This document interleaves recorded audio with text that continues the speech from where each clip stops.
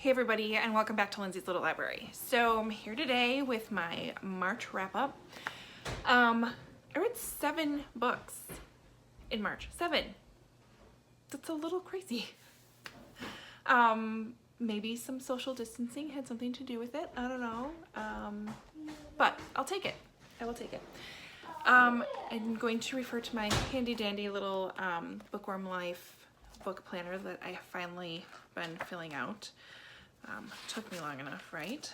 So I kind of keep track of what I'm reading, when book clubs are, that type of thing in there. So that's what I'm going to use to remind me of all the great books I read. All right. First book I got to in the month of March was Unreasonable Doubts by Raina Marder Gentin. This was a book club pick for my local book club that we read.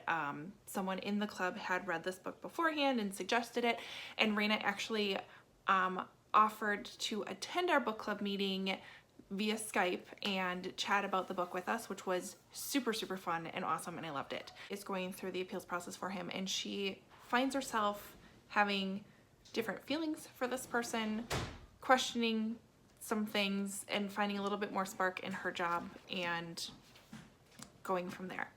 I'm really trying to record. I gave this book 3 stars. There were parts of it that were a little slower. There were parts of it I wanted more of the lawyer side of things, but then there's other parts of this book that I fell in love with. Liana is Jewish, and so is her fiance, and so we got to learn a lot about the Jewish culture. There's a rabbi in here whom I fell in love with, and he was such an awesome character. I loved him as a character. Overall, good book. Definitely would recommend it.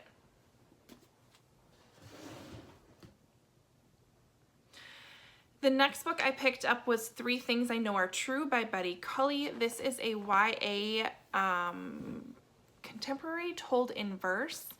I read this over the course of a couple of days. It was really, really good.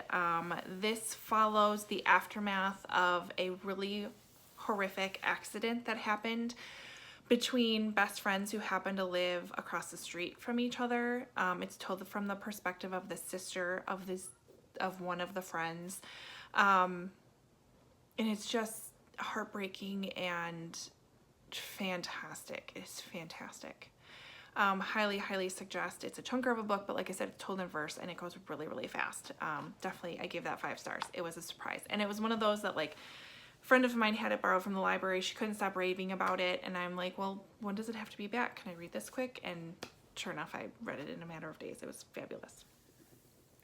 The next book I picked up was again for another, it is on book club read. It's supposed to be for next month. No, this month, I think. I don't know what month it is. What month is, I don't even know what day it is.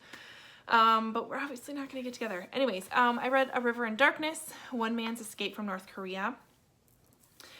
This, I gave it 4 stars. Again, true story about Ishikawa Mahai. No, I'm not saying that right. But it talks about him growing up. Actually, he was born in Japan. They ended up immigrating to North Korea. It talks about that whole time period as far as when people were moving again from Japan back into Korea, the propaganda that was around it and what got people there, and then what he went through, and then ultimately leading to his escape from North Korea. So 4 stars, really, really great read.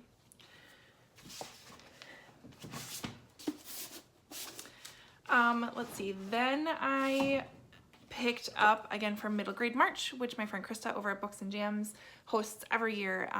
And this year I only got to 1 middle grade. I did read the other 3 Things I Know Are True, which is YA, which maybe kind of counts, probably not. But for Middle Grade March, I read The War That Saved My Life by Kimberly Brubaker Bradley. Finally, right? What was I waiting for? I don't know, but I loved this book. Follows our main character, Ada, who is 10 years old. Her and her brother live in London, and World War II kind of breaks out, and they are sent to the countryside to be safe. She does not have a great life in London. Her mother is a horrendous person who basically keeps her locked away in her apartment because she has a clubfoot and never did anything when she was born about it, so she is in not so great shape when it's something that could have easily been fixed. But she goes to live in the countryside with Susan Smith, and Susan did not want to help any kids. She kind of ended up with these two kids in a not great situation, but they really help her grow as a person. She helps Ada find confidence. She helps Ada be able to stand up for herself and be able to really be herself. It's fabulous. It's a fabulous book. Really quick read. 5 stars. Highly suggest it. The next book I picked up was A Tangled Mercy by Joy Jordan Lake. This is a historical fiction book told in dual timelines. So you have kind of present day, and you have our main character, and she, her mother just passed away, her father had passed away in a very short period of time between the two. She really just grew up with her mom, and she grew up New York or Maine or something like that, Rhode Island, somewhere in the northeast. But she knows that she's originally from Charleston. So she ends up having to go back to Charleston to kind of try to discover what drove her mom away, what happened between her parents, what is kind of the history of her. And at the same time, she's going there under this guise of doing this research project for her schooling. So she is investigating the slave revolt that happened in Charleston in the late 1860s. Or the late 1800s. It might have been the 1860s. So then we have that dual timeline, and we have our main characters from the 1860s who are actively going through this slave revolt. And then you kind of come together with that story and then your present day story, and it all weaves, and it's wonderful and interlocking, and it's fantastic. So really, really enjoyed that book. It was a little slow start, but once you get into it, you can't stop reading it. So I loved it. That one I gave 5 stars to as well. And then craziness hit, and I found myself at home with kids and working from home and helping them with virtual schooling and social distancing and reality kind of hitting me. And so I decided to jump right into it, and I picked up The Last by Hannah Jameson. This follows our main character. He is John Keller, and he is staying at a hotel in Switzerland. It's very remote, kind of out in the woods, away from the town a bit. He's there for work, and basically this very quick nuclear war breaks out, and all of a sudden all major cities are done. Communication is down, internet is down, and they're stuck in this hotel with 20-some people. He was faced with, does he leave and try to get back to the United States? Does he stay? He chose to stay for a bit. So it talks about surviving under those circumstances, which paralleled with interesting things that were happening now. As well as there's a little murder mystery side story that goes with this. There's a lot of side stories that go with this book. I loved it. Should I have picked it up when I did? Maybe not. Maybe made me a little paranoid. But there is one quote in here, and I wish I would have, I thought I earmarked the page, but I can't. But it talks about how he's talking with one of the girls or one of the ladies that is there, and she was a journalist and an author, and he's kind of writing, this book is told kind of as a diary, as he's documenting what he's experiencing and what is happening at the hotel shortly after this disaster hit. And she talks about how she thinks about all of the libraries out there and all of these books that are all by themselves on the shelves and all alone, and how it just, the thought of that just saddens her and turns her on at the same time. It was hilarious how she said it. It was great. I gotta find the quote. It was fantastic. But 5 stars. Pick it up. If you are okay with reading about this during this time, definitely pick this up. 5 stars. I loved it. I loved it. All right, the last book I picked up in March, I flew through this in like 2 days. It was crazy how quickly I read this book, and again, loved it. So it was The Friendzone by Abby Jimenez, I think is how you pronounce it. Jimenez? I know I screwed that up. I screwed up the last time. But The Friendzone. So this follows our main characters, Kristen and what's the other one? What was his name? You don't know. I don't know. Josh. Oh, that's right. Kristen and Josh. So Kristen's best friend, Sloane, is marrying Josh's best friend, Brandon. And so that's obviously maid of honor, best man. They are just meeting for the first time. You can tell there's an attraction between the two of them, but there's some big differences. So it's like they like each other, but they can't go any further than the friend zone. I was looking for super light rom-com type of a book. This wholeheartedly delivered, plus some. I loved this book. I loved Josh. I loved Kristen. I love Kristen and how sarcastic and witty and just sassy she is. Oh my God, yes, give me all of the sass. Fantastic book, 5 stars. Is this a perfect book? No. Are there some, how do I want to say this?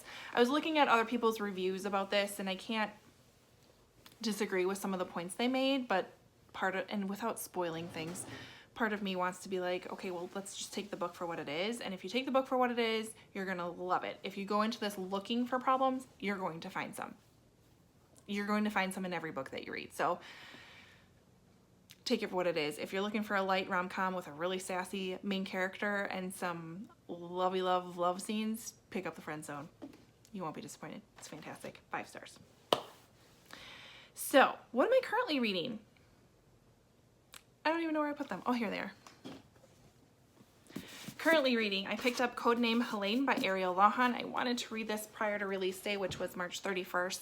I at least started it and I got into it, but I haven't quite finished it. I'm approaching the halfway mark. This follows our main character. Her name is actually Nancy. And it talks about, there's dual timelines because Ariel is like the queen of dual timelines. I'm just telling you. So we have prior to World War II and then in the midst of World War II, and following Nancy, who is a journalist, and kind of where she ends up and how she gets into being a bit of a spy for the French Revolution. So it's awesome. It's beautiful.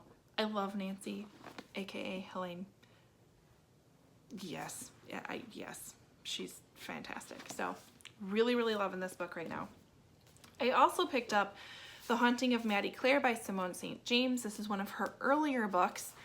This does not have a dual timeline, which I'm a little surprised because the other 2 books that I've read by her did have dual timelines. But no big deal. This follows a main character, Sarah Piper, and this is 1920s England, so this is between World War I and World War II, so very interesting time period. I'm learning a lot about kind of how people felt at that time, post World War I, yet gearing up for what they don't know is coming yet, but very interesting in that aspect. But Sarah Piper is really kind of desperate for work. She's working for a temp agency and she gets assigned to be an assistant to a ghost hunter. So she has to go and help investigate Maddie Clare, who is a ghost, and oh my God, is she one pissed off ghost. I'm about 100 pages into this. I had to stop reading it last night because it gets a little creepy, because Simone St. James is like the queen of creepy. So I did have to put it down, but I'm loving the ghost aspect of it. I love the time period of it. I'm loving my character. Sarah Piper is quickly having to learn how to just stand up for herself and be herself, and she is learning she's way stronger than she thinks she is, and so I'm loving that kind of growth that I'm seeing in that character. But it's a fabulous book. It's short. I'm hoping to kind of breeze through this fairly quickly. I'm also in the midst of trying to like whittle down my April TBR. I don't know where I want to go yet with it. I am working from home until at least April 30th. I don't know how things are going to change. None of us know how things are going to change from there. So I'm trying to do what I can to keep my head straight and keep my mental health at where it needs to be, because I have the kiddos around here that I gotta make sure that I take care of, and reading is one way that I really am able to de-stress and kind of find peace in when I'm doing that. So I'm hoping to plow through quite a few books this month is my hope. I do have a stack behind me of ones that I really want to get to, which I will link a video before. It's kind of like what my reading plans are. But I don't know. I finish a book, I come over here and I kind of see what calls to me and go from there. And I'm really liking that flexibility right now because I don't have book clubs that are literally happening right now. So I just don't feel that pressure, which is awesome. It's awesome. I'm liking that reprieve. So anyways, talk to me in the comments below. Let me know what you've read in the month of March that you think I should pick up, or what were some favorite books that you picked up this last month. I'd love to chat below in the comments. Otherwise, like and subscribe, and I'll see you next time. Bye.